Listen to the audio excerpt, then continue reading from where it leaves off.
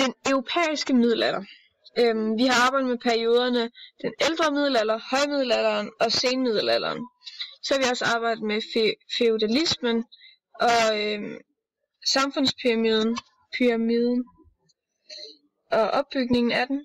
Og så har vi arbejdet med pavemagten i Rom, hvor vi har snakket om paverne, og i forbindelse med at vi har snakket om pavemagten, kom vi ind på blandt andet Konstantin den Store. Vækst og den sorte død. Vi har også snakket om, hvordan væksten udviklede sig i Europa, og hvilken indflydelse det havde på befolkningstallet. Vi snakkede om den sorte død, og om den havde indflydelse på den befolkningskrise, der var i 1300-tallet. Og vi har snakket om, hvilken pest der var den historiske pest, og hvornår pesten kom til Europa for første gang.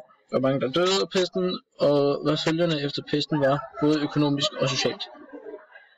Vi har snakket om islams grundlæggelse, hvor vi blandt andet snakket om Mohammed og kalifatet, og så har vi set filmen Den Hellige Krig. Vi havde nogle fremlæggelser, som handlede om baggrunden, tiden for korstogene, det første, andet, tredje og fjerde korstog, og betydningen af korstogene og perspektiveringen til nutiden. Vi har set filmen Hellig Krig, som omhandlede korstogene. Så har vi haft lidt om Urban II, som var pave fra år 1088 til han døde i 1099.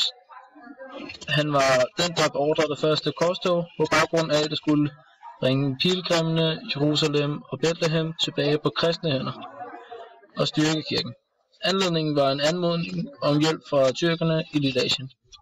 Og så har vi set filmen Kingdom of Heaven. Og så har vi lavet en opsamling her i dag.